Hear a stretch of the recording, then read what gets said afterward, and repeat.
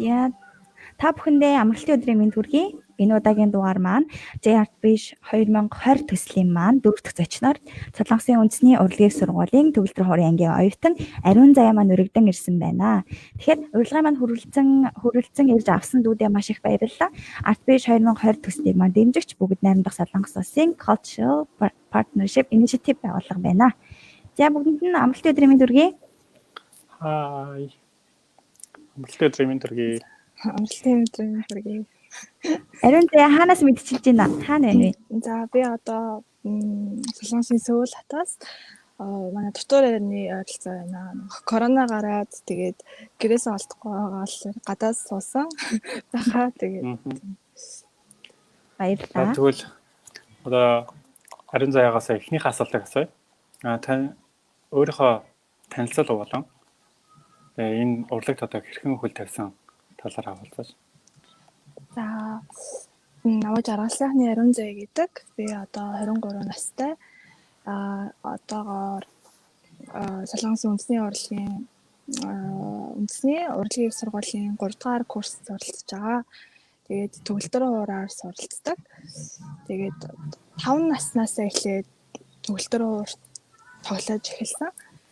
Тэгээд хөгжим бүжигт 5 настайгаас хойш сураад одоо 14 15 жил сурсан юм уу да. Тэгээд наашаа ирсэн. Одоо ингээд нийт төгөлдөр хуур сураад 17 8 жил болж байна. Маш удаан сурсан биш үү? Яагаад ер нь төгөлдөр хуур сонгох болсон бэ? Бүр жоохон бахтаа нэг 2 3 настай да. Зурагт үзэж агаад тэгээд тэрийг айгуух санд тэгээд зурагтаар дуурийн театр байсан баха. Манай дуурь дээр нэг эмэгтэй хүн хөгжим тоглож байгааг хараад тэгээд айгуу тэр үедээ айгуу гоё тийм одоо сэтгэл хөдлөсөн юм уу та ямар ч таж айгуу хин эмэгтэй шиг болох юмсан гэж бодоод тэгээд зүгээр тийм сэтгэл төрөл одоо тийм манай гэртэр үед цогцлоор ороод идэх байсан юм аа тэгээд буудан дээр гараа хөдөлгөөл нөгөө хүүхдийн ном тавьж байгаа л тэгэж тоглолтог байсан айгуу. Тэгээд нөгөө би дуу айгуу сайн дуулдаг байсан юм л та. Тэгээд нөгөө манай цэцэрлэгийн дуу хөгжмийн багш манай ээж санал болгоод энэ хүүхд ингээд дуу сайн дуулдаг. Хөгжим бүжигт шалгалт өгөөд үзээ гэд. Тэгээд анх шалгалт зүгээр тэгээд ээж болохоор за зүгээр ээж хаа. Ивч гэсэн өгөөд үзээ. Тэгээд угаасаа нэг бэлдэж бэлдэхгүй тэгэл за өстой хувь талангаар ол гэл.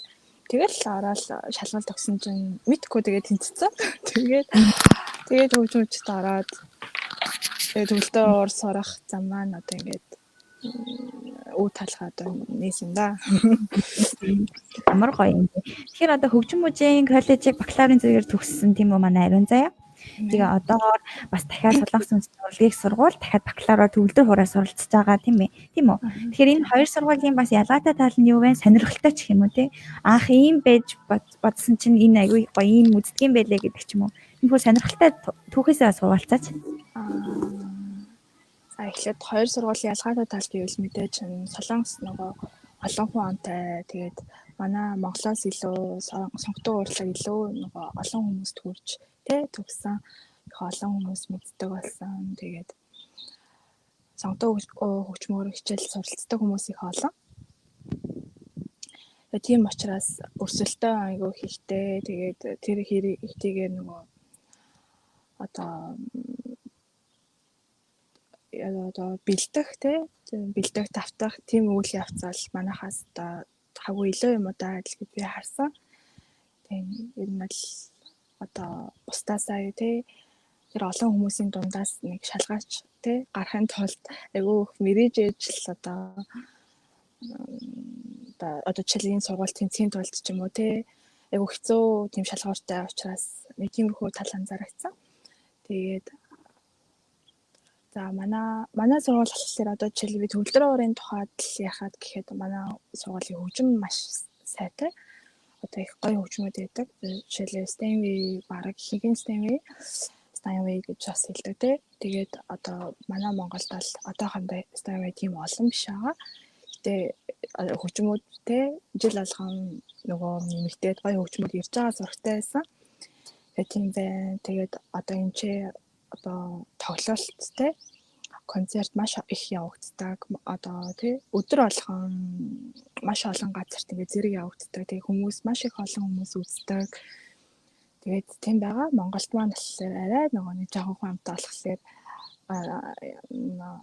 одоо тий удлаг соёлын үйл ажиллагаа маань бас жоох бага явагддаг болсон. Хүмүүс бас жоох бага хүрээд нэг тийм ялгаа бол байгаа. Тийм. Тийм таа. Тэгээд одоо төгөлдөр хөгжмийг одоо чөлөө цаг цаваа ингээд харьцуулаад одоо сурж байгаа ингээд хүүхдүүд болон насан туршидтэй зориулсан одоо өөрийн зөвлөгөө юу вэ? Хөгжим сонирхолтой хүүхдүүдэд зөвлөгөө өгөх юм байна тий. Эхлээд хөгжимтэй сурах сонирхолтой эсвэл одоо бүр за юу сонирхлын үүднээс сурж байгаа хүүхдүүдэд зөвлөгөө өгөхөд бол хүмүүсттэй заавал төгөлдөр уурж сурахын тулд бүр амар багаасаа ч юм уу эсвэл хөгжмийн авьяастай ч юм уу тийм байх шаардлагагүй. Та үнэхээр яг сурыг гэсэн хүсэл эрмэлзэлтэй бол танд миний бодлоо одоо нас яг үндэ язгаа юу одоо нас бол тэ хамаагүй гэж бодогддог. Үнэхээр яг өөрийн хүсэлтэй тэ тэгээд сурж байгаа тохиолдолд маш сайн шургуу одоо сайн хичээллээ тэ тэр багшийн хэлсэн үгийг одоо сайн хамгийн гол яг нэг хүндрэлтэй асуудал нь би бас сонирхогч хүмүүсд хичээл зааж үзсэн л дээ. Тэгээ мэрэгжлийн хүмүүсээс ялгаатай асуудал нөгөө хажуугаар нь ерхий эрдмийн хичээл нь нөгөө одоо маш их одоо тэр чинь яг гол хичээл нь болж яваад тий өөр сонирхлаараа сурдаг үүднээсээ хөгжмөө жоо баг тавцдаг. Одоо энд баг тавтахгүй ирдэг. Тэгээд тэр тал дээр бол жоохон анхаарчвал ер нь бол тэгээ why not гэж боддог. Тэгээд хамгийн гол нь бас нэг юм хэлэхэд одоо яг мэрэгчлээ нэгдүгээр ангиасаа сурж байгаа хүмүүс бол мэрэгжлийн багш нарын хэлдэг л те одоо ингээд яг эцэг ихтэй гэр бүл хүүхэд багш энэ гурван одоо хүмүүсийн одоо энэ гурван одоо хэсэг хүмүүсийн те нийлбэр цогц үйл ажиллагаа одоо те бүгдээрээ яг гурван зүгээс одоо те гурван талаасаа нийлж гурван талаасаа нийлж хүч хөдөлмөр те цаг зав одоо юу гэдгийг тэр болгоныг гаргаж ижил үр дүнд хүрдэг. Тэгээ тэнтэй бас яг үндэ адилхан эцэг их нь бас зөвхөн одоо сургалтын төвд явж байгаа юм чинь сайжирчна гэж орчихгүйгээр эцэг их нь бас аягүй сайн дэмжээд те. Тэгээд өгвөл дажгүй л гэж боддог. Мэргэжлийн хөгжимчин болъё гэвэл одоо яг хэдэн наснаас эхлүүл яг бест насна гэж боддог вэ? Яг мэргэжлийн одоо топ түвшний хөгжимчин болъё гэж бодож байгаа. Төгөлдөр орчин болъё гэж бодож байгаа хүүхдийг. Одоо эцэгчүүд үзэж байгаа тийм. Тэгээ ер нь бол хөгжим маань тэгээ 5 наснаас 4 настай хүүхдүүд одоо эхлээд багштай жоохон хийж байгаа. Тэгээд одоо ч 6 настайгаас нэгдүгээр ангид ордог болсон шүү дээ тий. Тэгээд тийм ер нь бол багасаа эхэлсэн мэдээж зөв яагаад гэвэл чинь жоохон нөгөө ясна бэхжээд тий бүх биеийн ингээд яг өсөж яваа тэр бүх юм ингээд бүрлдэж яваа насны дээрээ яг ингээд одоо хөгжмөө сураад эхлэл илүү мэдээж сайн бах. Тэгээд тэр багасаа хийсэн юм чинь тэгээд ер нь бол мартагдах ч юм уу эсвэл бүргийгэн даалга болох ч юм уу тийм юм бараг байхгүй болохоор энэ бол багасаа эхлэх нь бол зөв гэж боддог. Гэхдээ одоо яг өөр одоо цаанаасаа авьяастай гэж хүмүүс ярьдаг штэ. Тэгэхээр яг тийм одоо төрмөл авьяастай бол тэгээ өөрөө маш шаргуу хөдөлмөрч бол жоох орой эхэлсэн ч болдог. Одоо жишээлбэл манай одоо Монголд байдаг шаардсан багш маань нэг шав одоо жоох орой эхэлсэн. Бид нарыг бодвол тэгээд тэгсэн мөртлөө маш сайн тоглолтог, маш чадварлаг. Тэгээд бид бүдээс одоо нэг чалхам дутхааргүй харин ч бүр илүү те гэсэн. Тэгэхээр харин бүх юм боломжтой байдаг те. Заавал тийм байх ёстой гэх юм шаардлага хэрэггүй юм шиг санагддаг л та. Гэтэ ер нь бол гэтэл багасаа л эхэлнэ бах та. Тийм гоё. За чинь дараагийн асуултыг асууя. Юу гэхээр мэдээж төгөлдөр хуурч мэрэгчлээ сурах хүсэлтэй дүүнертаа бас зөвлөгөө өгөөч те. Ямар байх ёстой юм? Мэрэгжлийн төгөлдөр хуурч болохын тулд ямар чанартай байх хэрэгтэй. Тэгээд мөн одоо энэ Азийн шилдэг оюутан одоо плас гэдэг нэмэгдсэн байгаа тий. Одоо Европ, Америкийн оюутнууд бас хамрагдаж болдог. Энэ тэтгэлэгт хөтөлбөрт хамрагдахын тулд бас анхаарах хэрэгтэй зүйлүүд юу байна тий. Чамаас мэдээж зөндөө олон хүмүүс асуудаг байх гэж би боддог. Тэгэхээр тэр талаас зөвлөгөө өгөөч гэж бас хүсэж байна.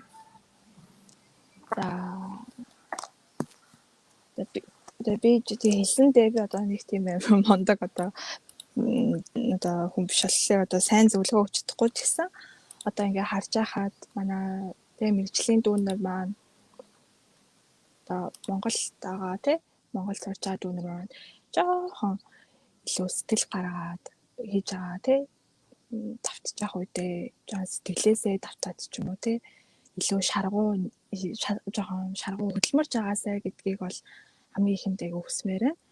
Одоо мэдээж маш олон бэрхшээл одоо проблем юу гэдгийг дээр саа дотоор тийм юм тулгардаг. Тэгээд тийх болгонд одоо ерөөсөө шантрахгүйгээр өөрийгөө үргэлж одоо урамшуулж, зоригжуулж тий ямар нэгэн одоо зүйлсээс өчөөхөн зүйлсээс ч байсан хамаагүй өөртөө инспирэшн авдаг тийм байх хэрэгтэй гэж боддгоо. Тэгээд би одоо энэ ч уг нь бас нэг жоон тэмдэглэсэн. Одоо төгөлдрөө хуураад одоо ганцхан төгөлдрөө хуурч эхэлдэг. Одоо хөгжмийн мэргэжлээ сурж байгаа одоо дүнэртэй ингээд энэ одоо зөвлөгөө өгөхөд би одоо энэ ч ирээд нэг юм сурлаа л да.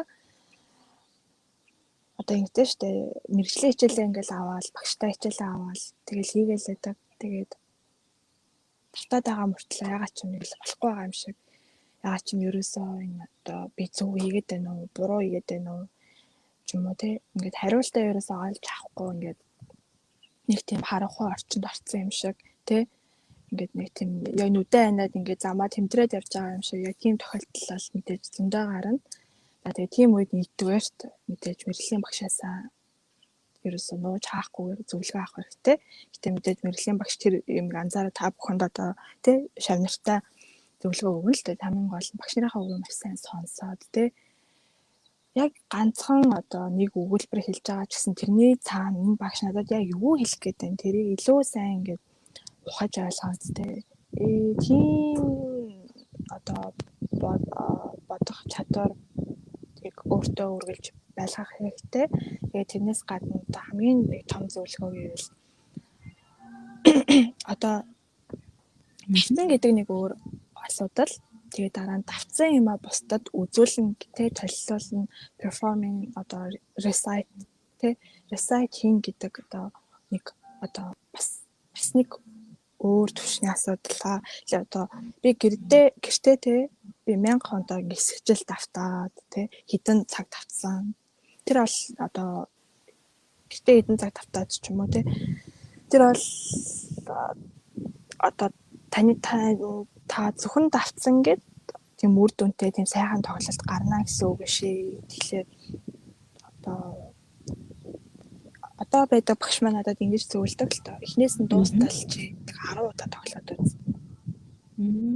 Одоо юусаа голдоо зогсохгүй. Тэгэхээр тэрний өмнө л зөндөө процесс явагдсан байгаа шүү дээ. Нотоо сурандаа сурах явцтай тэр бүх одоо 31 дугаар одоо штриктэй тэр динамик бүгднгийн ингээд харна. Тэрийг одоо цээжлэн багшаасаа мэрэгчлээ одоо мэрэгжлийн хичээл аван тий. За ингээд ер нь бол за одоо ингээд нэг шалгалт өгөх одоо явц руугаа ингээд дөхөөд очих үедээ за ингээд болцсон юм чинь ингээд шууд шалгалтандаа орё гэхлээр хин ч хизээч шууд ямар ч алдаагүйгээр өөрийнхөө ингээд өдийг хүртэл хийж одоо сурсан давцсан юм а шууд хүн чинь үзүүлж чаддгүй шүү дээ тий. Заавал нэг алдаад заавал нэг дутуу тэгэл дараа нь харамсаал одоо та 100% хийхин 100% хийхин тулд одоо тий 170% тэрний сэтрүүлж хийж ш та 100% хийнэ. Тэгээ яг 100% хийсэн юм чинь бол нэг за нэг өсрөө 60-аас 70%тай л тийм тэгж гардаг гэх нэг тийм үг байдаг штэ. Тэгээ тэрнтэй яг адилхан та юмыг одоо давуулж хийж таны хүссэн тэр зэрэгт гарна. Тэгэхээр одоо миний юу хэлэх гээд байгаа вэ гэхээр эхнээс нь дуустал нэг 10 удаа нэг өөрөө тоглоод үз.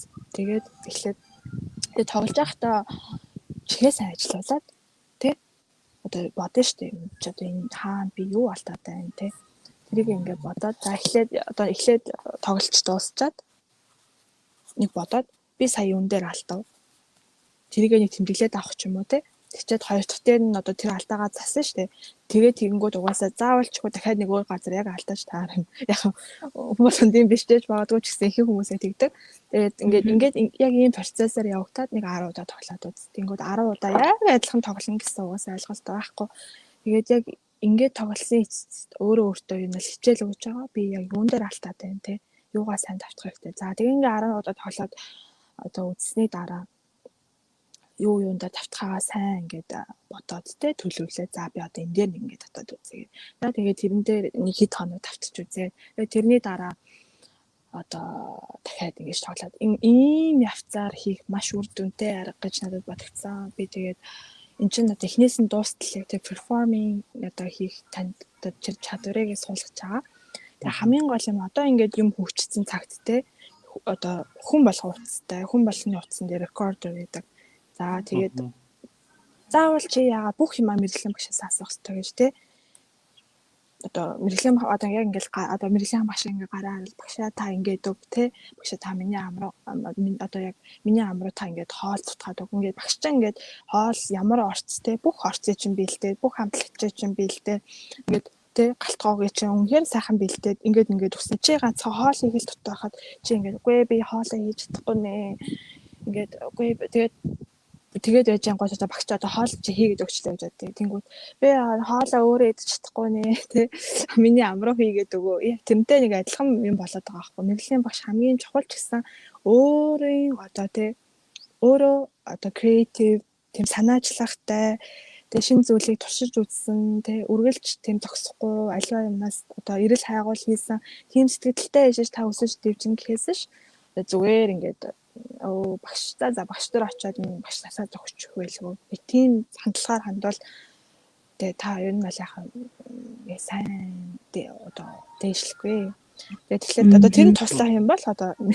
хадгалаа явчлаа одоо та утсан дээрээ тоглож байгаа юм аа рекординг хий. За тэгээ рекординг хийгээд сонсонгууд айгүй инээдтэй байдаг. Би одоо ингэж тоглолдог байсан юм уу те? Би ийм дээр алдчихсан юм арайч те гэдэг.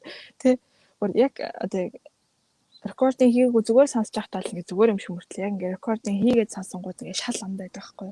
Тэгэхээр юу хэлэх гэж байна вэ гэхээр өөр хүний өнцгөөс сонсоод те одоо хөндлөнгөөс нэг сонсоод үзээ өөрийгөө те.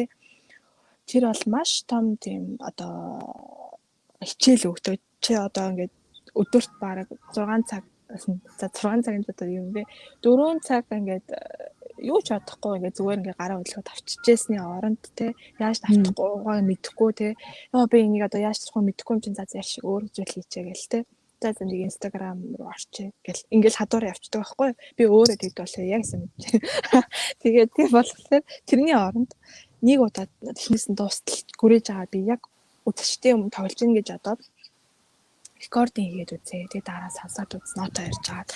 Тэгээд нота ярьжаа сонсоод би хаана юу алдчихин тэрийг тэмдэглээд. Тэр бол хамгийн үр дүнтэй өөрөө өөртөө өгсөн тийм хичээл болно. Ямар гоё зөвлөгөө вэ? Тийм байна. Урлагийн ер нь бүх хүмүүс бүх чиглэлд ер нь практик хамгийн номер 1 талах л та тийм. За тэгээд одоо асуусан юм даа. Яриа. Яварчлаа гэхгүй. Зүгээр. Манай ариун цайг олон уралдаан хэмжээнд орж исэн тийм олон улсын. Тэгэхээр тэр олон улсын уралдаан хэмжээнүүдэд бас ямар туршлага хөрөнгөлөөлөө хамгийн гоё уралдаан нь бас юу байв? Хамгийн их туршлага олсон, хамгийн их дурсамж болж үлдсэн тэмцээн уралдаануудаас нь бас юу байна гэдгээ суулцаач. За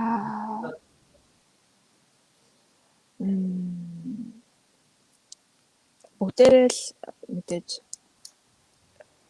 одоо баг надад баг ч гэсэн одоо миний те хүчмэлэг зөв musicianship-ийг хөгжүүлэхэд бүгдээрээ яг үндэндээ тусалсан жижиг баг гэлтгүүгээр те ерөөсөө одоо том тэмцээн жижиг тэмцээн гэлтгүүгээр одоо миний орсон одоо бүх тэмцээн надад намайг одоо өсгөхөд маш их том тусалцаа үзүүлсэн гэж би боддог. Тэгээд би одоо тиймэрхүү уралдаанд ороогүй байсан бол би одоо яг яах байсан бэ те заавал байр эзлэхтэй болно шээ. Тэгээ заавал мундаг оролцоод шагналахтай болно биш. Би тэрэнд оролцсон гэдэг маань бол маш чухал. Тэгэхээр дотоод гадаадын маш одоо олон тэмцээнд бид нь л өөрийгөө сольж яхан зөв. Тэгээд миний хамгийн их одоо сэтгэл төвлөрсөн тэмцээн гэвэл Монголд Шипэний уралдаанд орж ирсэн юм аа. Тэр үед тэгээ Шипэнийг одоо тий Баашийн хүчин зохиолч нэрмжт уралдаан болдог байсан. Тэгээ би хамгийн анх дугаар уралдаанд нь орж ирсэн. Тэгээд тэр үед би 8 дугаар анги байсан. Тэгээ тэрнээс өмнө бол яг би нэг их тавцдаггүй тий баг зэрэг л тавцдаг баг хэмжээнд л тавцдаг. Одоо эмчээ байдаг хүүхдүүд ч биш тий эмчээ байдаг хүүхдүүд ч одоо 5 настайгаас эхлээд 8 цаг сууж тавцдаг гэж биш үү түүнэр минь. Тэгээ тийм биш мэдээж. Тэгээ байж байгаа 8 дугаар ангиас эхлээд одоо тийм уралдаанд ороод тэрнээс тэр үеэс хойш одоо сургууль дээрээ тавцдаг нэг тийм ажил эхэлсэн юм аа. Тэр одоо миний сэтгэлд маш их үлдсэн. Одоо том надаас дээштэй том ангийн эгчнэр ах нар яаж давтдаг юм бэ те одоо тэр хүмүүст ингээд зэрэгцээ давтахлаар яг өөрөө инспирэшн аваад би гэртээ ингээд л өдөржингөө ингээд ганцаараа байхаа оронд ингээд сургууль дээрээ давтаад ирэнгүүт энэ хүмүүс чи ингээд ингэдэг юм байна ингэж давтдаг юм байна ингээд хамт ингээд одоо театр конкурсанд яаж бэлтжиж जैन тэр үйл явцыг хараад тэр надад ихтэй их том одоо дурсамж үлдээсэн. Тэгээд одоо тэр үедээ бас өөртөө итгэл бас жоохон олж авсан. Тийм байна. Тэр үед энэ урлагаа илүү их ойлгосон гэсэн үг тийм юм. Одоо илүү шамдах болсон яг бүр яг түлхэц болсон одоо тийм уралдаан гэсэн гэх үү те. За тэгээд бас их сэтгэл төлөвлөсөн бас нэг Чехийн Сметана гэдэг төгөлдөр хөгжмийн зохиолч нэрмжт уралдаанд би одоо 2 удаа орж исэн очоод за тэгээд тэр бол одоо миний төгөлдөр хуурчин те перформер солист талбай одоо маш их туршлага өгсөн. Одоо юугаараа ихлээр одоо тэр чинь 3 үе шаттай те эсвэл 2 үе шаттай ч юм уу гэж явдаг болохоор тэр олон зохиолыг нэг доор яаж бэлдэх вэ те тэр олон хугацааны зохиолыг одоо нэг доор яаж бэлдэх вэ тэгээд шалгалтанд нэг тоглох нэг ондоо конкурсанд тоглох бас нэг ондоо нэг тийм талын одоо надад нэг бат одоо тий ойлголтыг олж авахд илүү тусалсан. Тийм байгаа. Би бол яг нэг төгөлдөр урмыг сайн мэдхгүй. Тэгээд төгөлдөр хуурч тэр төгөлдөр урыг тоглохдоо яаж тоглох юм бэ? Яг зүгээр нот уншаал тэр нотныхаа хурданд таарал тоглох юм эсвэл яг өөрийнхөө мэдрэмжийг бас тэр нотонтой шингээгээд тэгээд яг үндсэн багны нэг оролдохгүйгээр тоглох хэрэгтэй юм уу? Одоо тэмцээн дээр тоглох, энгийн тоглох хоёр ялгаа нь юу юм бэ? За хамгийн сүүлчийн асуултаас нь эхлэе. Тэмцээн дээр тоглох, энгийн тоглох үед гэж ер нь бол жоохон ялгах. Ер нь бол одоо би те та ялгахгүйгээр тоглолт бүрийдээ одоо чин сэтгэлээсээ те хандаад сайн тоглолт, сайн хөгжим бүтээх одоо тэр хөө үйлдэл бүх чин сэтгэлээ зориулах нь хэрэгтэй. Гэтэ нэг одоо ондоо юм одоо би өөрөө тоглолтоо тавих нэг өөр, конкурсанд орох нэг өөр одоо би тоглолтоо тавхлаар чинь би яг те би энийг ингэж бэлдсэн одоо би яг өөрийнхоогоороо те би яг өөрийн хүссэн зүйлсээ ингэж толилуулж алдаг гэхүү те илүү тийм чөлөөтэй илүү тийм чөлөөтэй байдаг одоо сэтгэлсний хувьчдэр тоглолтын хувьчдэр конкурсанд орохлоор таныг ингэж хүмүүс шүүн шүүдээ те тэмцээнд орохлоор чи сайн чи юм уу энэ дээр энэ гэсэн тэн дээр тэгсэн ингээд хүн ингээд таны тоглолтыг ингээд таны хөгжүүлж сансаад ингээд гоё кайф аваад ч юм уу те таны юу өгүүлэх гэж байгаа гэж ингээд мэдэрч ойлгохыг хичээхийн оронд одоо хичээдэг бол одоо концертал конкурс болохоор чань одоо та ингээд морь шиг одоо те уралдааны морь шиг л олно гэсэн үг л те ингээд хин хурдан хин нь удаан гэдэг шиг одоо те хин нь сайн тоглож байна хин нь муу тоглож байна хин нь чадварлаг байна хин нь одоо те одоо тийгэж харьцуулалтанд ордог бол тэр нэгдүгээр та маш их сандрал одоо үүмээ тийм толгой дотор чинь асар их солиорол явагдана. Тэгээд тийм болохоор та одоо хөгжмөө тоглохдоо илүү сандраад алдаа гаргаа тийм тохиолдол байдаг. За тэгээд эмчээ ирээд миний их хүндэлдэг нэг багш маань ингэж дандаа тэгж хэлдэг. Гэтэ яг Монголд маань хүмүүс нэг их бас конкурсанд ороод идэггүй л да одоо жишээлбэл Солонгост бол хүмүүс маш их одоо конкурсанд ордог. Одоо дэлхийн нэртэй одоо конкурсны лауреатууд солонгос хүмүүс одоо зөндөө боллоо шүү дээ. Тэгээд манай тэр багш надад хэлдэг байхгүй юу. Би надаа ингээл манай ангийн хүүхдүүд ч юу нь л бүгдээрээ л ингээл конкурсанд ороод байр эзлэх. Ерөөсөө тэр бол ингээд одоо номер 1 те тэр хүний зорилтынх нь одоо уулынх нь оройч гэх юм уу. Тийм болцсон. Тэгээд тийм болцсон хүмүүс айгүй ихэд тэр багш маань одоо ингэж анхааруулдаг байхгүй юу. Та нар ингээд сайн хөгжим бүтээх одоо тэр зорилтоосоо бити хазаа. Конкурс бол те яг л тэр уралдааны одоо морины уралдаан шүү дээ те. Зөвхөн тийм юм. Тэгэхээр одоо бити одоо конкурсанд гэл хамаг юм хайчих. Гэхдээ ер нь бол тэрийг дандаа хэлдэг. Гэтэ мэдээж баланс одоо тавих хэрэгтэй. Яагаад гэвэл энэ чинь конкурсанд ахлаа илүү их өөрийгөө түлхэж өгдөг байхгүй юу?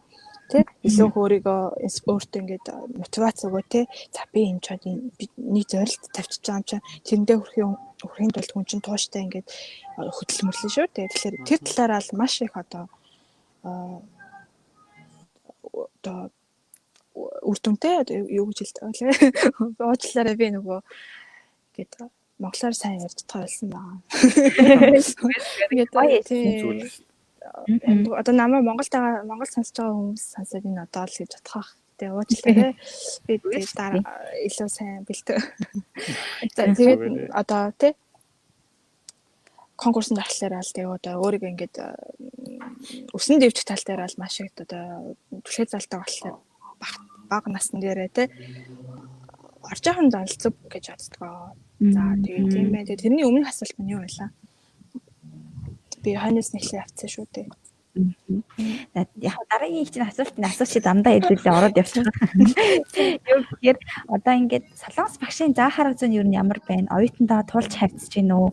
Эсвэл зан характер дээр илүү төлөвлөгөө ажиллаж гин үү? Эсвэл арай монгол багшаас илүү ялгаатай тал ч юм уу? Тийм зүйлүүд байна уу? Өөрт мэдрэгдсэн. Мэдээж бол зөндөө байгаа. За нэгдүгээрт бол хүн болгоо адил байдаггүй, багш болгоо адил байдаггүй тий. Тийм болохоор одоо монголчуудын, солонгосчуудын, америкчуудын за тэгж хувийнхаа би жоохон дургу. Гэтэ яхаа мэдээж ингээд жоохон ингээд холоос хазаа эднэр нэг юм юм уу да гэсэн нэг тийм бодол өгдөг шүү дээ. Тэгэхээр за би Монголд болохоор би Бурмаа багш дээрээ одоо би 13 жилийн хугацаанд би суралцсан. Шарав царин багштай би 3 жил суралцсан байгаа.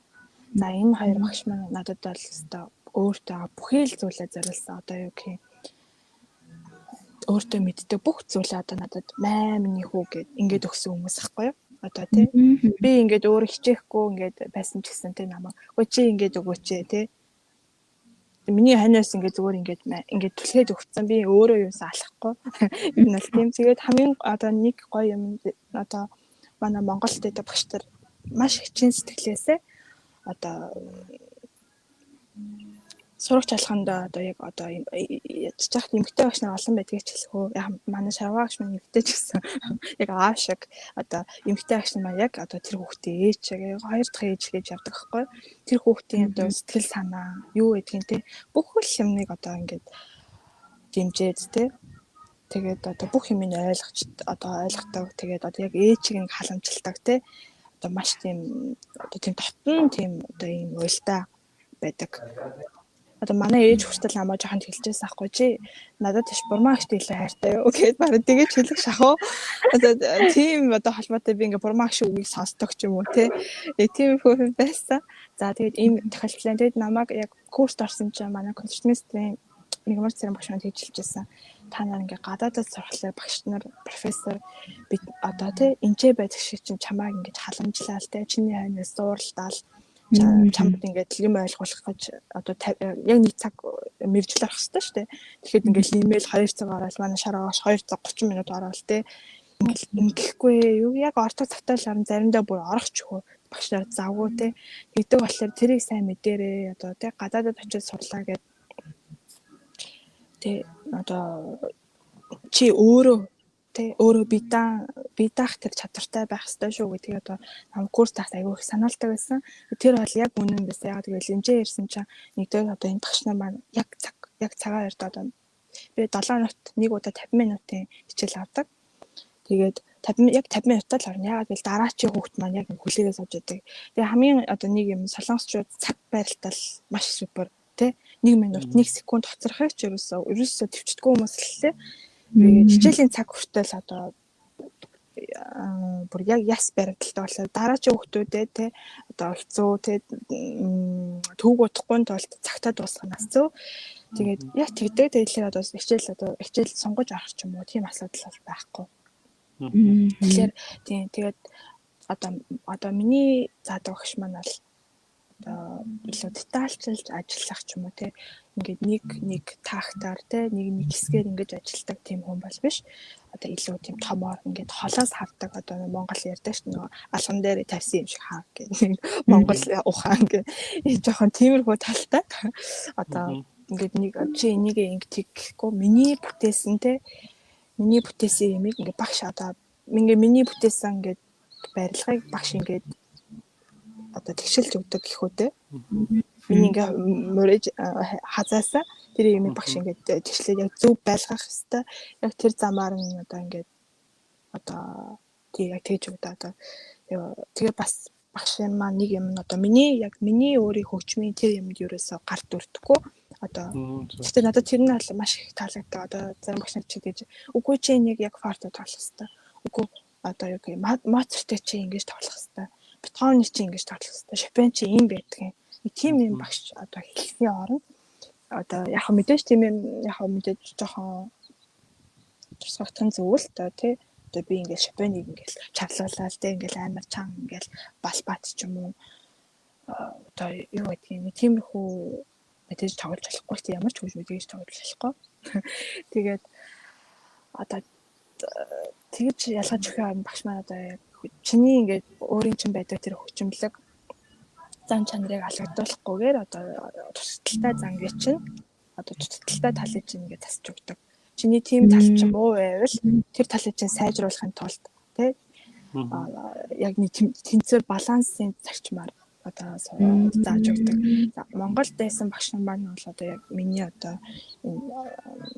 фундамент гэж ярьдаг шүү дээ. Энэ байшин одоо байлгаар яриад шүү дээ. Энэ фундамент ингээд маш сайхан ингээд тэр тэгшэн те ингээд хизээч газар хөдөлжсэн ч унахааргүй ингээд тавиад өгчдөг. Би яаж тавьдах юм те.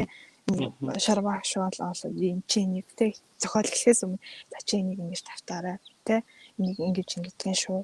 Одоо ингэхийн зүг байдаг шүү гэд ингээд одоо те надад ингээд тийм одоо маш бат бөх суурийг тавьж өгдөг гэх үү те тийм байна. Энд багш маань болохоор би өөрөө суурийг тавина. Би өөрөө тэр барилгаа ямар материалаар одоо барихаа би өөрөө шийдэн те. Миний энийг хийсэн мөрөж хазаасан одоо энэ зүйлийг маань ингээд одоо засч өгдөг. Тэгэж ойлгоход юм бол олон амжид чинь. Гэтэ мэдээж энэ ч яадаг багш болох өөр одоо өөр ингэсэн арга байна л те. Би энэ ч бүх багш нартай хичээл авч үзээгүй.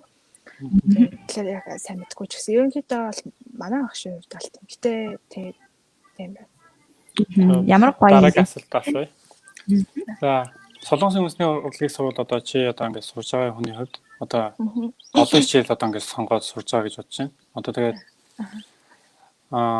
онлайн хичээл болон яг мэргэжлийн хичээлүүдийн чинь ялгаа яг аль нь дээр нь төлөхгүй их олон цагаар сууж байна гэж суудаг байна.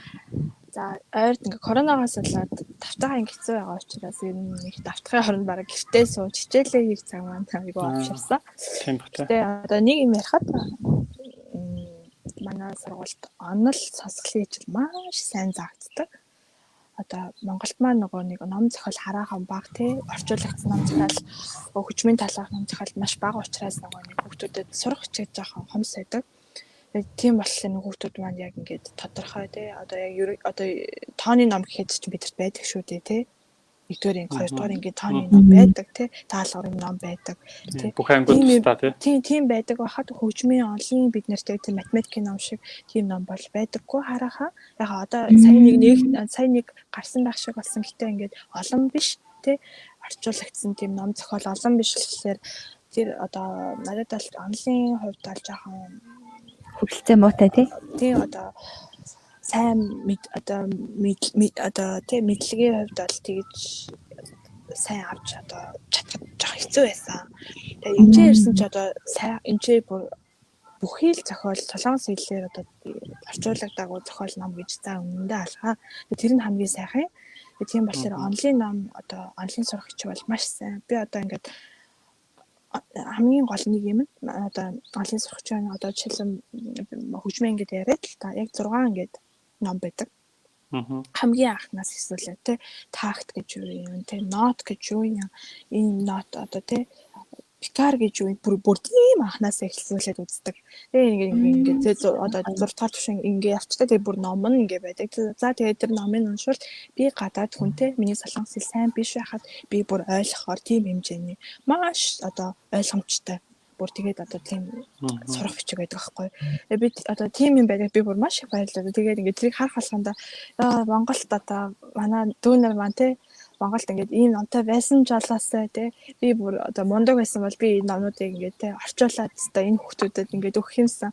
Бүр яг тэгж бодогддаг. Бүр тийм байдаг. Тэгээд онлайн хичээлээ бол ер нь бол миний хүссэн би бакалавр дахиад суралцсан юу бас тийм байгаа. Мэдлээс гадна бусад те одоо хөгжмийн хичээлүүдийг бас жоохон чанартай сурья тий сурвал сурсан шиг жоохон сурья гэдэг үднэс бакалавртаар бас орсон байгаа. Тэгэхээр яг тэр хүсэл маань онлайн тал дээр бол маш сайн билж байгаа. Тэгээд эднийг хоёртай байгаа.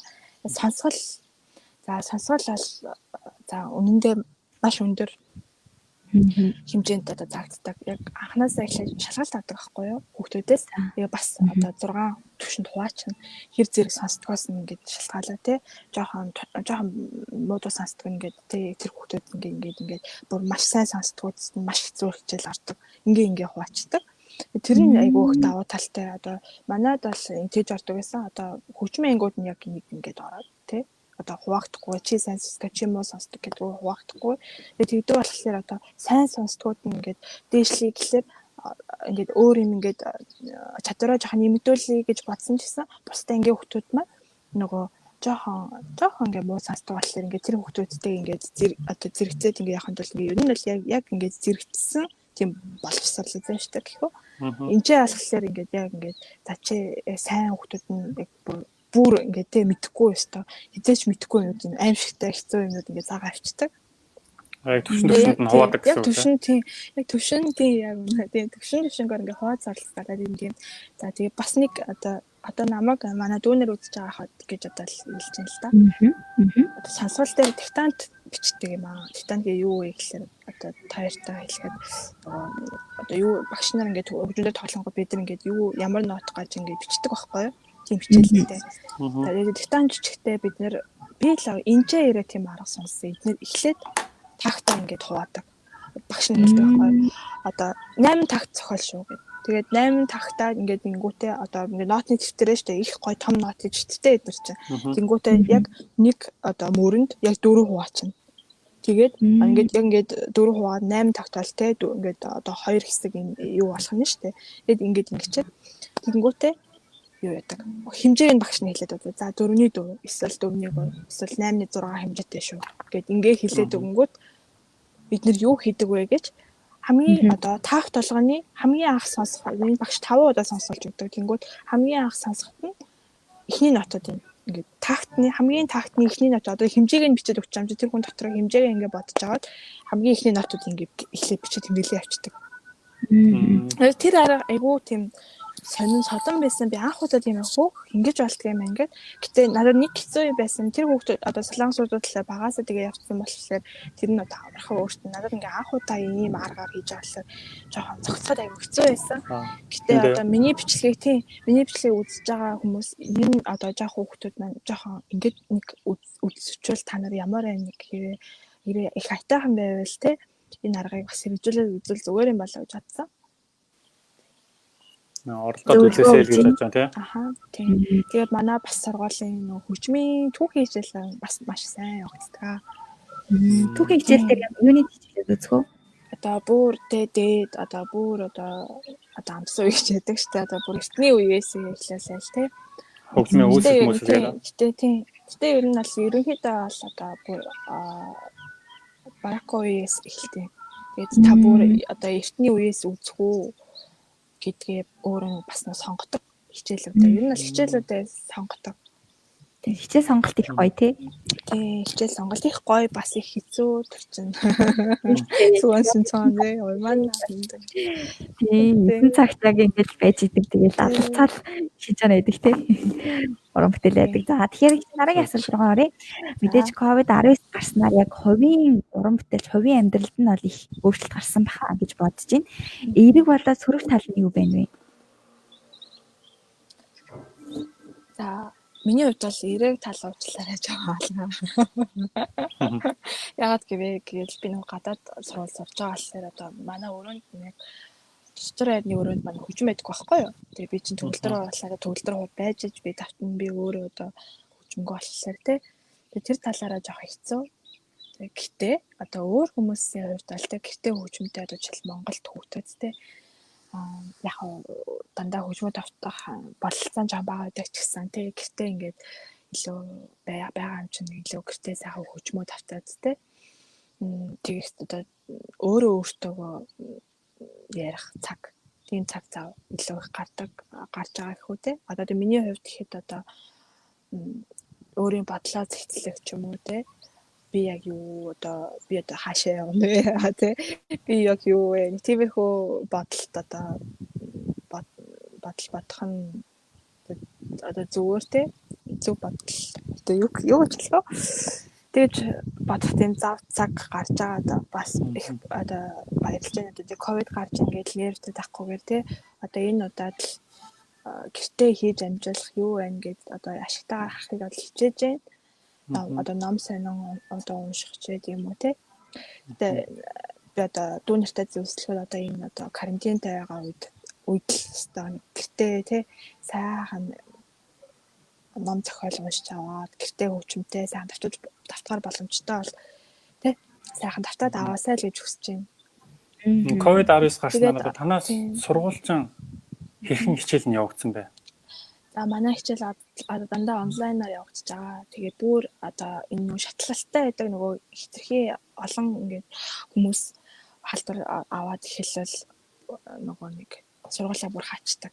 Бүр хаагаад орохчгүй, бүр ерөөсөө хинж орохгүй тий. Тэгээд бүр мэрэгчлэр чи мэрэглийн хичээл авдаггүй.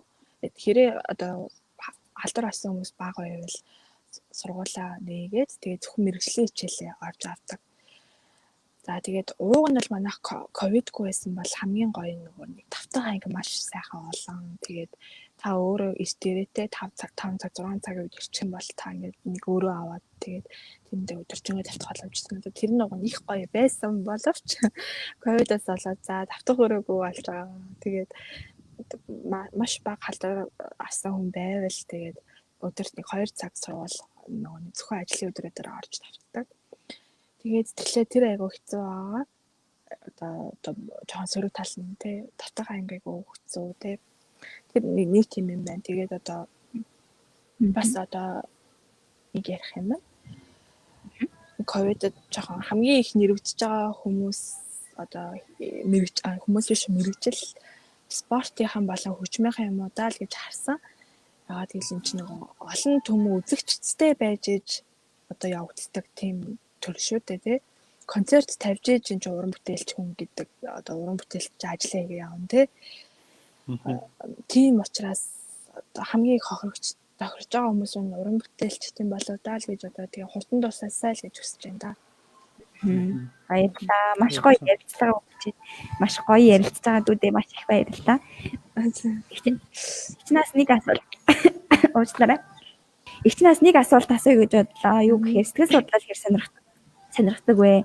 Бас тэр талаасаа хуваалцаач. Игчнээс сэтгэл судлалдаа их сонирхолтой л доо. Яг нь мэрэгжлийн хүн биш ч гэсэн яг унших ном зохиолуудыг нэлээд уншдаг. Тэгэхээр сэтгэл судлалын хувьд хэр сонирхдаг вэ?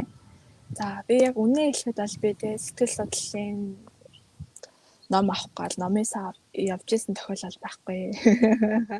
Гэтэ сэтгэл судлал бол одоо хүчинжин хүн одоо ялангуяа бид нар дараа нь багш болох хүмүүс очиод сургуультаа багшлах хүмүүс заавал сонирхох ёстой сэдв гэж боддгоо.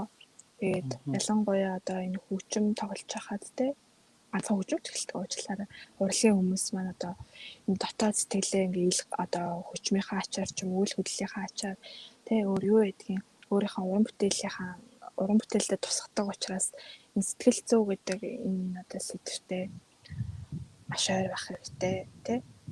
Ялангуяа багш болох хүний одоо багш болох хүний хувьд одоо тэр сурагчдынхаа сэтгэл зүй одоо энэ хүүхэд яг ямар юм те тэр хүүхэд яг ямар өнцгөр ямар нүдээр энэ ертөнцийг харах үзэл нь юу юм те энэ хүүхэд яг юу боддгийг те ямар юм сэтгэл байдгийг те энэ хүүхэдтэй яаж харьцуул яадгийн те тиймэрхүү одоо юм одоо бодох бол маш их одоо шаардлагатай.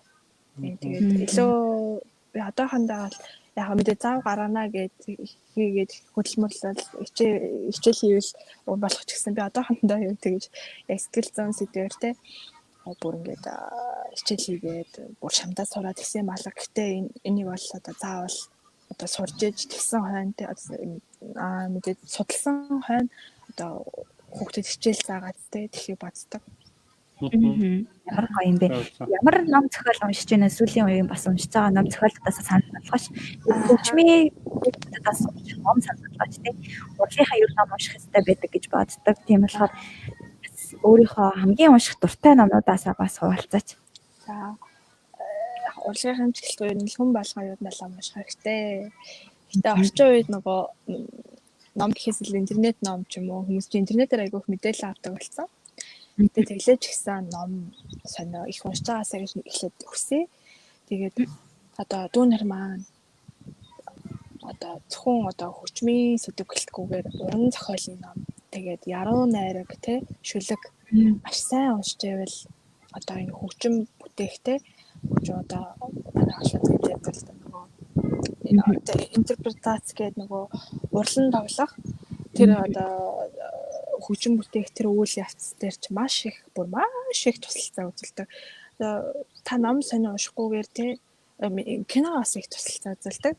Тийм үйл явдал таны ганцхан өөр чинь тохиолддоггүй тэр үйл явдлуудыг та мэдэхгүйгээр те та яаж хөгжим одоо бусдын хөгжмийг тоглох юм бэ те. Тийм учраас ном зохиол маш сайн унших хэрэгтэй. Ялангуяа уран зохиол. Уран зохиол уншсанаар таны нөгөө одоо нөгөө сэтгэхүй төсөөлөн бодох сэтгэхүй маш сайн хөгждөг.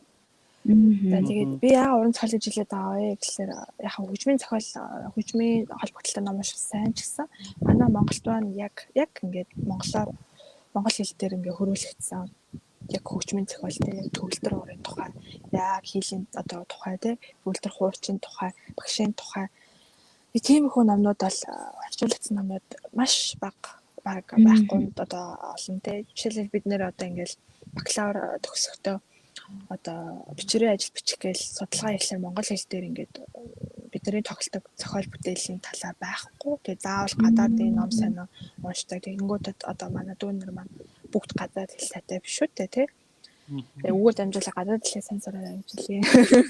Тэгээд тийм учраас одоо заастаа байгаа юм аа сайн уншаад ав гэдэг. Тэгээд тийм учраас уран зохиолын ном сайн уншаасаа гэж үгсэж байна.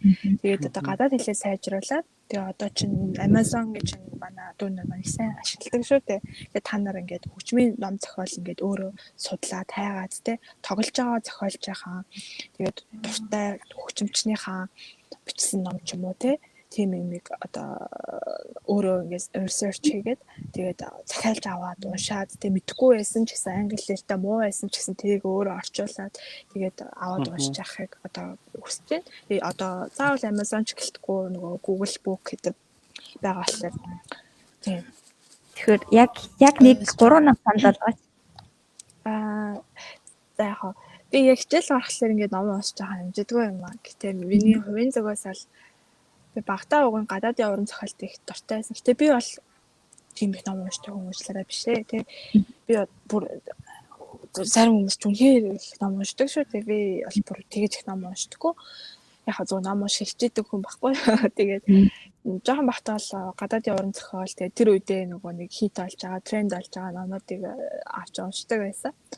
Тэгээд тэгсэн чинь энэ ирээд нөгөө монголоо санаалцсандаа ч тэр монгол зохиолтой их дуртай болсон. За тэгээд за миний бол одоо өста эзэн хаан нөгөө одоо өста хай одоо тий биширдэг тий хайртай дуртай зохиол аюур зан үлдээд өгсөн хоёроо болж хувирсан. Тэгээд би анхандаа ингээд одоо өөр захал хасамжийн тийм болсон. Тэгээд номнууд ингээ уншаад тэгээ маш гоё гүн сэтгэл төрүүлээд гэдгийгсэн.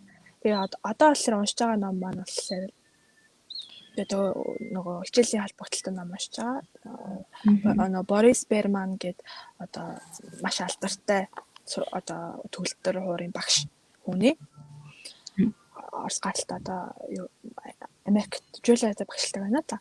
Тэр хүний одоо бичсэн. Тийм. Piano bench. Одоо энэ ч сая зураг нь гарсан баха тий. Нөгөө нэг одоо сандал дээр сууж явах үедээ бодсон тий ботлоо гэж ордлоо. Тийм тий. За тэгээ ийм ном уншиж байгаа. Тэгээд саяхан бас нэг хамгийн их гоё сэтгэл төрүүлсэн ном маань одоо Кафка анхудаа уншаад тэгээд бүр үнэхээр бүр ингээд маш гоё гүн сэтгэл төрүүлсэн. Тэгээ юу хэлэх гээд байна гэхээр ингээд ганцхан хөгжмийн холбогдлолтой ном биш хажуугаар нь тий уран зохиол ном уншаа.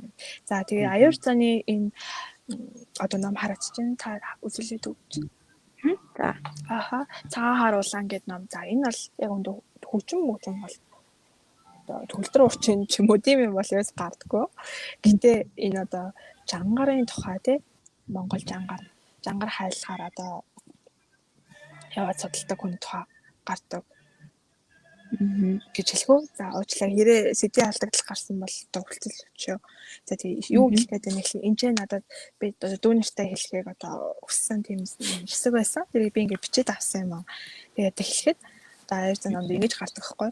Урлагийг зориудаар мушгиж, бусдыг шагшуулан алмайруулах ганцхан зорилгын амтанд мансуураад мөн чанарыг нь дутуу сэрсэн бол золиос нь чиний үзэгчд биш харин чи өөрөө л олно. Ямар гоё юм бэ? Вау. За тэгэхээр юу вэ гэхээр ингээд бусдад те тэгээд ихтэй таалагдсан л ахаа л та. Бусдад ингээд шагшруулахын тулд ингээд урлаг энэ зохиол бүтээл туйхаас илүү те юм одоо урлагийн мөн чанар те тэрийг эхэлж эрэлхийлж хайх хэрэгтэй шүү гэд ингээд сануулж байгаа. Тэгэхээр хараа ингээд харахад ингээд зүгээр ингээд зүгээр ингээд роман дээр ч гэсэн бид нарт ийм хэрэгтэй өнөд гарч ирж байгаа байхгүй юу? За тэгээд дараачихаа нь урлагийг жинхнээс нь бүтээгээд шамдаж, жинхнээс нь мэдэрч, жинхнээс нь таньсны дараа бол амьдралын утга учир тодорч, нүдний манан чи өөрөө шуугдана гэж аахгүй юу? Тэгэхээр ингээд тэ одоо юм одоо ялаа юм тэ тэр жинхэнэ учир ингээд одоо болсон тохиолдолд тэ одоо манай дүүнер маань хөвчлэнтэй л та одоо ингээд удаан сураад тэгэхээр угаасаа хинч тэгэж бодно. Би одоо юу хийгээд байна те би мэдлээ сонгоё. Айгу хэцүү байна тий. Зөндөл олон төгөлдөр хуурчод байна. Зөндөл мундаг одоо хөгжимчд гарлаа. Би нэг ингэж тоглож байгаа надаар одоо дутхгүй тий. Би өөрөө бас тийм бодол зөндөө бодож байсан болохоор тий. Уусаа энэ л яг нэг зөвхөрөөд ирэхлээр боддог л асуудал. Тийм үедээ одоо яг энийг бодох хэрэгтэй. Заавал ингэж алтар нэрийн төлөө ч юм уу тий. Заавал мундаг байх албатай юм. Чи заавал тэр хөгжимчин шиг байх албатай юм уу тий. Чи яг юмны одоо чи өөрөө дуртай. Тэгээд чи яг тэр юмныхаа жинхэнэ мөн учрын одоо жинхэнэ тэ одоо мөн чанарыг нь одоо хайхын тулд тэ тэрийг илгэхийн тулд тэр аянд одоо өөр аялаад явж байна гэдэг чинь ямар сайхан юм бэ тэ. Тэгэж хэлмээр одоо байна да. За тэгээ Борис Берманы би дандаа яриад байна. Зүгээр. Гэлс амжиж ярих гал одоо цаг нь маань хэд болж байгаа. Зүгээр санал авалтгүй хайраар. За тэгээд одоо Борис Берманы номоос ингээд нэг хэсгээс одоо танад одоо дүүнэртэй хэлэх айгуу чухал юм гарсан. Тэгээд нэгдүгээр нь болохоор тэр нөгөө өөрөө тоглож байгаагаа сонсох гэдгийгсэн. За тэгээд хоёрдугаар одоо баланс юу би юунд муу байна те миний одоо тоглож чаддаггүй одоо жишээл би октавыг хурдан тоглож чаддаггүй ч юм уу те эсвэл одоо миний сайн тоглолтог юм би одоо гамыг аягуус солиотой сайн тоглолтог те тиймэрхүү сайн тоглолтог муу тоглолтог энэ юмнуудаа яг баланс нь байх хэрэгтэй муу тоглолтог юмнуудаа ингээд жоохон дутагдaltaй юмнуудаа ингээд сайжруулж гин гэд нөгөө нэг одоо сайн хийж чаддаг тэр юм орхидуулж болохгүй яг хажуугаар нь ингээд бүх юмны баланс одоо хит техникээ сайжруулж ингээд хөгжимлөг зам чанараа одоо хөгжимлөг байдлаа алдахгүйгээр хөгжимлөгөө сайжруулж ингээд техник одоо тий байдлаа алдахгүйгээр тэгээд бас одоо юу гэх юм зөвхөн та ингээд өдөржингөө давтлаа гэд одоо таны тоглолт чинь сайжрахгүй та хажуугаар ном зохиол унш тэ явж гоё кино маш сайн гоё кино үз одоо уран зургийн үзэсгэлэн үзтэй одоо хажуугаар нь урлагийн бүхий л төрлийн үйл ажиллагаа одоо сайт одоо өдөртөө оролцож та өөрөө тэр inspiration motivation байнга авч байвал гэж бодчихж байгаа. Тэгээд ихтэй түрүүмч бас ярьсан л да одоо энийг ийм үг байсан л миний орчуулах болохоор сороод шингээ. За тэр багш ингээд бүх одоо хэлж байгаа үгийг ингээд бүгднгийн яг ингээд копита пастлаг ингээд байхлаар та ингээд зүгээр яг тэр хүнийг ингээд дагсан ингээд тийм хувилмал машин л олж хувирна те та яг авах юм аваад хаях юм хаяж сурах хэрэгтэй. Тийм. Тэгэхээр одоо тийм юм байгаа. Тэгээд бас нэг одоо юм байсан. Янз бүрийн одоо репертуар хийж үзээ гэж зөвхөн ингээл баахайг одоо сураач ч юм уу эсвэл зөвхөн Шопеныг сураач ч юм уу тэгээд айлтгүй одоо ондоо төрлийн ондоо хөгжмийн зохиолч ондоо үеийн хүмүүс одоо үеийн те зохиолчдын хөгжмийн зохиолуудыг тоглоод суралцахыг одоо зөвлөж байна. Тэгээд дараачих нь болохоор одоо миний тоглож байгаа зохиол юуг илэрхийлж байгаа тэрний талаарх research маш сайн хийж байгаарай тий. За тэгэнгүүтээ одоо хөгжмөө тоглож байгаа ч гэсэн биеийн энж байгаа ч гэсэн одоо хөгжим нь миний тоглож байгаа хөгжим нь одоо энж байдаггүй одоо өөр гараа явцсан одоо юу гэж хэлэх вэ? Би чинь ингээд байгаад ингээд хөгжмөө тоглоод байдаг. Гэтэ ухаан санаа чи хаана байна те? Чихчин хаана байна вэ? Тэ? Одоо тоглож байгаа маа чи яг өөрөө ингээд дүгнэлт хийгээд явж байна уу? Одоо хөгжмөдөө яг ороод явж байна уу? Тэ энэ хоёроо сайн баланслаж байгаарэ гэж зөвлөмөр байна. За тэгээд бас нэг юм гарсныг бас гэлс хэлчихье. Үргэлж бүтээлч те санаачлагтай байгаарэ гэж энийг бол хамгийн сайн хэлмээр. За нэг юм байна. Давтах. За мэдээж хамгийн чухал юм давтах хэрэгтэй. Хөгжмөө маш сайн давтах хэрэгтэй. Тэгээ нөгөөх нэг юм нь болохоор одоо хүмүүс орж сонсдог шүү. Одоо YouTube гэдэг энэ солонгослоор юу багш гэж ярьдаг. Одоо YouTube хараад ингээд дуртай хүнээ хараад тэгээ даган дуурайж тоглоо те. За би нэг яаж тоглохоо мэддэггүй. Энэ хүн ингээд тоглолтын зал ингээд тоглолч. Инхийг бол жоохон зайлсхийх хэрэгтэй. Та нэг бол ерөөсөө хүн сонсохгүйгээр яг өөрийнхөө ороо тоглол. Нэг бол энийг болохоор миний тэр хүндэлдэг багш маань гэж хэлсэн байгаа. Миний үг биш шүү. Одоо нэг бол тэр багшийн багш хэлсэн гэдгсэн. Нэг бол нэг ч хүн тоглохгүй сонс, нэг бол 13 хүнээс дээш хүнийг сонсоод тий 13 өөр тоглолтыг сонсоод 13-аас дээш өөр хүний тоглолтыг сонссныхаа дараа одоо тэр урлан тоглолт тэр юмдаа одоо санаа гэж хэлсэн байгаа. Тэгэхээр одоо олон хүмүүсийн харьцуулт сонсоорой гэж хүсэж байна. За. Маш гоё зөвлөгөө.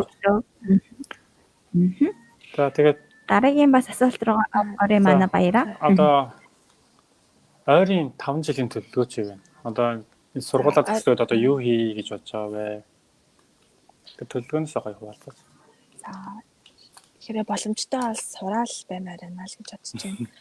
Их сайн сурч аваад те мэдээж ихтэй хүн чинь насаараа л сурч дуусна гэдэг юм бол хэлж байхгүй. Гэтэ одоо жоон залуу байгаа дээрээ те залуу байгаа дээрээ сайн ишид сураал боломж алдвал сайн сурч байгаа л дараа нь багшлахаар очмоор байна л гэж бодож байна. Ямар гоё юм бэ? Зөв. Маш гоё. Бас тэгш нэг сонирхолтой юм асуу. Юу гэхээр ямар одоо хөгжимчин хүн гээд дандаа сонгодог хөгжим сонсдог уу? Эсвэл ямар төрлийн хөгжим сонсдог вэ гэдгийг асуумаар санагдаад байдیں۔ Харин надад асуултаж нэг үнэтэй хөгжимчин хүн гээд дандаа сонгодог хөгжим сонсдог байхгүй. Одоо энэжээ гэдэг хөгжимчин хүн тэг хипхоп хөгжимд амар дуртай амар манай цүгэлдээ хуурчиж байна. Тийм ер нь бол ингээд зөвхөн нэг юм дагнахгүйгээр те олон талын мэдлэг, олон талын одоо сэдвэрөө ер нь бол мэдлэгтэй тий одоо ирэл одоо тийм одоо олон талын юмыг л Ирж сонсож хайж. ирж хайж тэгж байгаа зүг гэж үздэг. Би бол тэгэл солонгост сонсон шүү дээ. Тэгээд тийм ихтэй тийм дандаа өдөр болгон сонгодог гэж сонсоод үгүй. Тийм хүн биш. Тийм. Тэгээд бас дундаа аа хэд яриад. зөв. Тэгээд бас манай мэрлийн багш энэ мэрлийн багш манаас хэлсэн байдаг байгаа. Заавал сонгодог хөгжим манаас сонсоод байхгүйгээр те бусад хөгжмөж гэсэн сонсоо. Тэгээд тэр чинь ч гэсэн бас чамд хөгжимлэг тал дээр тэгээд нөлөө үзүүлнэ гэдэг хэлсэн байгаа. Сургуулиар чинь бас ганцхан сонгодог ая биш өөр аянууд бас тоглодог өөр жанрын аянууд. Одоо jazz маз. Манай сургуультай яг Сургууль, жаз тийм. хөгжмийн анги гэж байхгүй. Аа, Гэтэ гитарын ангид маань одоо эсвэл тийм гитарын ангийнхаа үгүй төгөлдөр ураагаа. Зөвхөн төгөлдөр ураа. Төгөлдөр дээр бол бид нэр бол нэг гоё юм ямар ч үеийн ямар ч зохиолчийн одоо хөгжим зохиолч одоо хөгжим зохиолт тоолж ална. Гэтэ мэдээж одоо ингээ орчин үеийн pop дуу хөрвүүлэх тийм юм бол ажиллахгүй. Мэргэжлийн хэмжээнд зохиогдсон. Тэгээ яг мэргэжлийн дуулаад та одоо жаз хөгжимчний дуу байна уу? Эсвэл 20 дугаар хөгжимчний зохиолч тий одоо яг орчин одоо ингээ амьдраа явж байгаа ийм хөгжим зохиолчийн зохиол тоглоно. Энэ бол юус хамааралгүй. Гол нь мэргэжлийн түвшинд зохиогдсон зохиол бол юусаа тайлж хөгжим зохиолч тоглож байна. Зөв.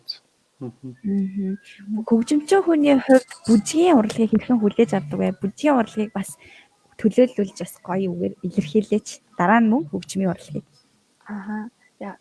Яг хүмүүс өөрөөр хүлээж авдаг байх. Миний хувьд би бол яг тийм сайн мэдгүй л дээ. Би өөрөө эвсэл маш муутай хүн.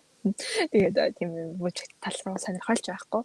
Гэхдээ би бүжгийн одоо хүмүүст нэг атарах мэдээж бүжиг бол те урлаг шүү дээ. Тэгээд урлаг дундаа тэр хамгийн сайн урлагууд яд нэг юм тэгээд бүжгийг нэг атарахдаг юм. Юу үзүүлэх гээд байгаа те тэр хүн юу бодоод байгаа те юу үзүүлмээр байгаа ялангуяа одоо орчин үеийн contemporary art одоо чөлөөт бүжиг маань те миний дотор юу байгаа би яг ямар хүн юм те тэрийг ингээд үйл хөдлөлөөрөө ингээд харуулдаг хардаг хүн одоо үзэгчд маань яг нүдэрээ ингээд яг юу хэлэх гэж байгаа яг ингээд нүдэрээ ингээд хардаг тэр нь надад маш хатаархдаг тэгэхээр та юу үзүүлэх гэж байгаа шууд ингээд харж байгаа ч хүн ойлгон шүү дээ те жүжигч гэсэн адилхан те харин хөгжмийн нэг хэцүү юм сонсдог учраас тэгэхээр одоо тэр тал дээр жоохон хатаархдаг гэхүү дээ. Тийм. Хөгжим сонсдог болохоор юу вэ? Одоо хөгжим сонсдог учраас таныг одоо яг юу илэрхийлэх гээд байгаа ч одоо харан сонсон гэдэг хоёр чинь жоохон өөр шүү дээ. Тийм үгүй юу? Тийштэй хөгжим сонсох чинь маш гоё. Би сонгодог хөгжимд маш их дуртай. Бетховены хөгжимд дуртай. Ер нь сонгодог хөгжим их сонсох дуртай л да. Маш гоё байдаг. За дараа гэтээ ер нь бол яг адилхан те бид нар болохоор одоо хөгжмөөрийг илэрхийлж байгаа бол тэр хүмүүстэй тэр дотоод үзэл бодол өөр юу байдгийг тэр бүхэл зүйлээ би одоо энэ хөдөлгөөнөөр илэрхийлж байгаа тийм гэж ладдаг. Уран бүтээлч хүний сэтгэл зүй ер нь ямар байх хэвтэй вэ? Өөрийнхөө л хүн за уран бүтээлч хүний сэтгэл зүй бол нэгдүгээр зүйлсээ мохошгүй дээ ямар ч үед одоо өөртөө инспирэшн авах чадвартай тэгжээжтэй тэгээд сайхан одоо хөгжим бүтээхтэй сайн хөгжим бүтээх одоо энэ мөн чанарыг олохтэй тэгээд яг тийм эрмэлзэлтэй байж байвал та өөрөө яг тийм бодолтой байвал таны сонсож байгаа хүн чинь яг таны тэр бодож байгаа юм чинь хүлээж авна шүү дээ тэгэхээр та яг чин сэтгэлээсээ хандсан бол чин сэтгэлийн тэр одоо дуу хоолой чинь танд үзэгчдэд хүрэх учраас те ерөөсөө ямар ч ганцхан юм их ч гэсэн халтуурдахгүй ерөөсөө тийм л байгаасаа л гэж үздэг. Одоо тийм байх, тийм сэтгэл зүйтэй байгаасаа гэж үздэг. Тэгээ мэдээж сайн хүн байх хэрэгтэй. Одоо мэдээж би мундаг тоглолдог гэж хамраас хөөж ч юм уу. Тэгээд яг үгээд одоо ер нь л хамгийн чухал юм мэдээж сайн хөгжимчин болох нь чухал ч гэсэн тэрний өмнө сайн хүн байх нь чухаллаа л гэж боддог. Гэтэ би бол сайн хүн биш л дээ. хүн биш гинэ. Би зүгээр тийм сайн хүн болохоо гэж хичээдэг л юм да. Тэгэхээр хамгийн чухал нь одоо тэгээд бас манай агш манаас хэлсэн хүнийг яг чи яг ямар хүн бэ? Яг тэр нь хөгжмөөс яг сонсогддог те чи амар хаанга одоо салан задгаа байна уу тэгвэл яг чиний тоглож байгаа хөгжим чи яг л тийм сонсогдно чи амар одоо те ингээд цэвэрч юм бай те ингээд бүх юмыг ингээд тагтдаг ингээд хийдэг бол чиний хөгжим чи яг тийм сонсогдно яг ингээд хэлдэгтэй адилхан таны одоо би хүн те энэ хүн чинь таны сэтгэл зүй ямар агаас шалтгаалаад яг тэрээр чинь хөгжим чинь гараад тэр хөгжим чинь хүмүүст хүрээд хүрдэг болохоор тэгээ таны нэг тоглож байгаа хөгжмөө чинь нэг хүн гэсэн сонсоо тэр өдөр нь сайхан болоод сайхан бодогдоод тэгээ амьдрал чинь ингээд очив ингээд одоо нар гараа гэрэлтэй тэгээд явчихвал ямар сайхан бэ те тэгэхээр тийм сэтгэл зүйн талаасаа тийм өөрөө нэгдүгээрт нэг бат бөх байх хэрэгтэй тийм тэгээд сайн хөгжим бүтээхийн тулд Маш гоё. Одоо сүүлийн бас асуултыг асууя гэж бодож байна. Сүүлийн асуултыг баяраад үлдээе. За урлагийг ер нь 3 үгээр юу гэж хэлмээр байна? Хөгжмийн урлагийг. За энэ чинь ямар хэцүү асуулт те. 3 үгээр. За урлаг гэхэр чинь Эсвэл зүгээр ганцхан төгөлдөр хуурж байж болно. тийм за хүн тэгээд амьдрал тэгээд сэтгэл зүрх гэх үү те. Гоё. Тэгээд дөрөв Маш гоё. Ариун зайтайгаа бас их ярилцахад маш гоё зүйлүүдийг бас мэдэж авлаа. Гоё хөгжмийн зохиолуудыг уншиж байгаарэ гэж манай Ариун зай зөвлөж байна. Уран бүтээлч хүн уран бүтээл хийдэг байсан ч гэсэн давхар давхар хөгжүүлэх ёстой гэдгийг хэллээ. Эндээс би юу ойлгож авсан бэ гэхээр уран бүтээлч хүн ч гэсэн оюунлаг байх хэрэгтэй гэдэг талаас манай Ариун заяа маань хэлж өглөө. Манай Ариун заяа бас ер нь хичээдэг аюу олон ном зохиол уншихыг хичээдэг би бас мэднэ. Тэгээд дүүдээ бол маш их амжилтыг хүсье. Тэгээд ирсэн комментуудыг бас уншиж өгье. Тэгэхээр манай инх мөх гэдэг хүн амжилт хүсье гэсэн байна. Манай зөө. Миний дөө. Сая 6 дээр гарсан баг. Тэгээ дараагийн хүн маань болохоор Радна гэдэг хүн маань сайхан ярилцлага байна гэсэн байна. Тэгээ мегмар цэрэн жигмэд гэдэг хүн би багш шиг дуурсан. Багш нь өдөөс мөн та багш маань үзэж байгаа баярлалаа. Уучлаарай. Буруу дутагдaltaй юм ирсэн дуучлаарай. Дүүнтэй л явсан шүү гэлэхгүй. Тэгээ багш нь маш их баярлалаа. Манай Ариун заяаг ийм гоё хүн болгож хүмүүжүүлж өгсөн хөгжмийнхэн багштаас маш их баярлалаа гэдгийг бас давхар хэлье гэж бодлоо. Тийм Бурмаа тийм энэ цаашаа нэг тохиолдолоо. Тэгээ Бурмаа шаргацсан багш бас цэцэгмаа агш та маш их талархаж явдаг шүү гэж хэлмээр байна. Баярлалаа. Тэгэхээр урилгын маань хүлээж авсан өөрийнхөө дотор байдаг ертөнцийг нээж өгсөн дүүдээ маш их баярлалаа. Тэгээд бас бүх хөгжмийн урлаг маань хөгжмийн хатан хөгжим төгөлдөр хөр маань одоо илүү гоё Монголд маань илүү хөгжилтэй болоод илүү олон гоё ном зохиолууд гаргаасаа тэр ном зохиолуудын нэгийг ч болтгой манай Ариун заяа бичиж орчуулж гаргаасаа гэж маш их хүсэж байна. Баярлалаа. За би бас төгөлсөлж өгөө дүүнэртэй хэлэхэд хэдүүлээ те Монголын урлагийг дээшлүүлж сайжруулахын төлөө бор бокс хийхгүй л ажиллацгаая л гэж хэлмээр байна. Та нар дүүнер маань битгий шантараарай. Би хийж чадахгүй байна гэд ерөөсөө битгий хөчмөс болоорой та үнэхэр тэр хайртай дуртай бол те тэгээд юм жоохон одоо холоор хараа тий одоохондоо ингээд ерөөсө бүтэхгүй болохгүй нийгэм юм байгаа ч гэсэн жоохон холоор хараад тий дараа хэдэн жилийн дараа 20 жилийн дараа 30 жилийн дараа тий ингэж хараад тэгээд одоо Монголын урлаг маань одоо мандан мадрахын төлөө гэж хэлээ да. Баярлалаа. Энэ удаагийн дугаар маш гоё сонирхолтой байлаа. Тэгэхээр дараагийн дугаарын бас зочныг танилцуулъя. Дүүдээ бас урлагийн өшөө их амжилтыг хүсье уран бүтээлийн улсчдын амжилтыг хүсье. Дараагийн дугаарын зочин маань болохоор 10 дугаар сарын 31-ний өдөр Бям гарагт байгаа. Бям гарагт маань манай хөгжимчин залуу өргөцсөн байгаа. Тэгэхээр та бүхэн маань ч гэсэн Бям гарагт дугаарыг маань алдахгүй үзээрэй гэдгийг бас хүсэж байна. Дүүдээ маш их баярлалаа. За баярлалаа. Та бүхэнд урьж оролцуулсан их баярлж байна. Тийм. За баярлалаа. За баярлалаа. Баярлалаа.